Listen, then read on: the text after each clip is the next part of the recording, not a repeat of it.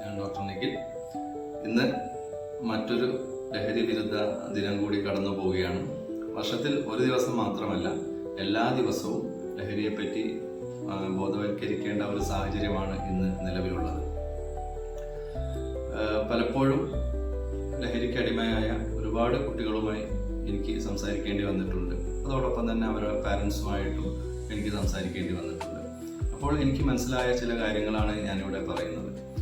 ഇന്നൊരു സാധാരണക്കാരന് പോലും ലഹരി വരുന്ന വഴികൾ, അങ്ങനെയൊരു സാഹചര്യത്തെ എങ്ങനെ നേരിടണം എന്നെല്ലാം അറിയാം. അത് മുൻ വർഷങ്ങളിൽ നിന്ന് വ്യത്യസ്തമായി നമ്മുടെ അധികാരികൾ വളരെ ഊർജിതമായി ലഹരി ബോധവൽക്കരണം നടത്തുന്നുണ്ട് എന്നുള്ളത് കൊണ്ട് തന്നെയാണ്. പക്ഷേ എന്നാലും ചില കാര്യങ്ങളിൽ നമ്മൾ കുറച്ച് പുറകോട്ട് പോകുന്നുണ്ടോ എന്ന് എനിക്ക് സംശയം തോന്നാറുണ്ട്. അതിലൊന്നാണ്, എപ്പോഴെങ്കിലും നമ്മുടെ കുട്ടികൾ ലഹരി ഉപയോഗിക്കുന്നവരുമായിട്ടോ അല്ലെങ്കിൽ അങ്ങനെയുള്ള സാഹചര്യങ്ങളിലോ ബന്ധപ്പെടുന്നു എന്ന് ആരെങ്കിലും പറഞ്ഞാൽ വിശ്വസിക്കാനുള്ള ഒരു മടി പലപ്പോഴും രക്ഷിതാക്കളിൽ ഞാൻ കണ്ടിട്ടുണ്ട്.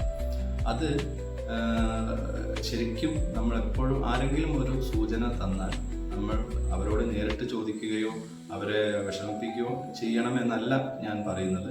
പ്രത്യേകിച്ചും ഇന്നത്തെ കാലഘട്ടത്തിൽ കുട്ടികൾ അവരുടെ പ്രൈവസിക്ക് വളരെയധികം പ്രാധാന്യം കൊടുക്കുകയും ആ പ്രൈവസിയെ ചോദ്യം ചെയ്യുന്നത് അവരിഷ്ടപ്പെടാത്തൊരു സാഹചര്യമുണ്ട്.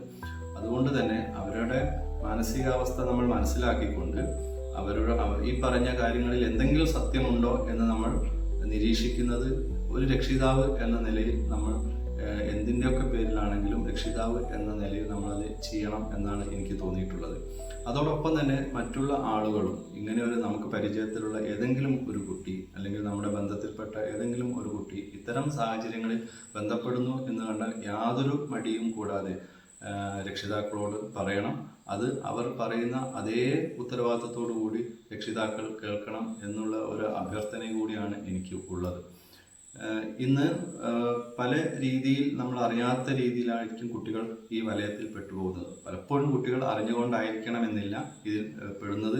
അതുകൊണ്ട് തന്നെ നമ്മൾ അവരെ ഒറ്റപ്പെടുത്താതിരിക്കണം, അവരെ മാറ്റി നിർത്തരുത്. അവരുടെ കൂടെ നിന്ന് അവരോടൊപ്പം നിൽക്കുക എന്നുള്ളതാണ് നമ്മൾ ചെയ്യേണ്ട ആദ്യത്തെ കാര്യം. ലഹരിക്കെതിരെ ഉള്ള പ്രവർത്തനത്തിൽ ആദ്യ പടി ഏർലി ഡിറ്റക്ഷനാണ്. എത്രയും പെട്ടെന്ന് ഇങ്ങനെയൊരു സാഹചര്യത്തിൽ കുട്ടി ബന്ധപ്പെടുന്നുണ്ടെന്ന് നമുക്ക് മനസ്സിലാക്കുകയും അതിൽ നിന്ന് അവനെ മാറ്റാനുള്ള ശ്രമം നടത്തുകയും ചെയ്യുക എന്നുള്ളതാണ് ഏറ്റവും പ്രധാനപ്പെട്ട ലഹരിക്ക് എതിരെ ഉള്ള പ്രവർത്തനത്തിൽ ഏറ്റവും പ്രധാനപ്പെട്ട കാര്യം. പ്രത്യേകിച്ചും ഇന്നത്തെ കാലഘട്ടത്തിൽ സോഷ്യൽ മീഡിയയ്ക്ക് വളരെയധികം സ്വാധീനമുണ്ട്. വിദ്യാർത്ഥികളിലാണെങ്കിലും മുതിർന്നവരിലാണെങ്കിലും എല്ലാം പല സ്വാധീനമുള്ള വ്യക്തികളും ഉണ്ടാവും. പലർക്കും ലഹരിയെക്കുറിച്ച് വ്യത്യസ്തമായ അഭിപ്രായങ്ങളുണ്ടാവും. പലരും പറയുന്നത് കേട്ടിട്ടുണ്ട്, ലഹരി നിയമവിധേയമാക്കണം, ബോധവൽക്കരണം മാത്രം മതി. പക്ഷേ ഇന്ത്യയുടെ സാമൂഹിക സാഹചര്യങ്ങളിൽ വെച്ചിട്ട് ലഹരി നിയമവിധേയമാക്കാനോ അത് ബോധവൽക്കരണം കൊണ്ട് മാത്രം തടയാനോ സാധിക്കില്ല എന്നതുകൊണ്ട് നിലവിലെ സാഹചര്യങ്ങളിൽ നിന്ന് എങ്ങനെ ലഹരിയിൽ നിന്ന് നമ്മുടെ സമൂഹത്തെ മോചിപ്പിക്കാം എന്നുള്ളതാണ് നമ്മൾ ശ്രമിക്കേണ്ടത്. ശരിക്കും ഏത് സംഭവങ്ങളാണെങ്കിലും നമ്മുടെ ബൗദ്ധിക സ്വാതന്ത്ര്യത്തെയും നമ്മുടെ കുടുംബ ഭദ്രതയെയും സാമൂഹിക സുരക്ഷയ്ക്കും ഭീഷണിയായിട്ടുള്ള ഏതിനെയാണെങ്കിലും നമ്മൾ എതിർക്കേണ്ടത് തന്നെയാണ്.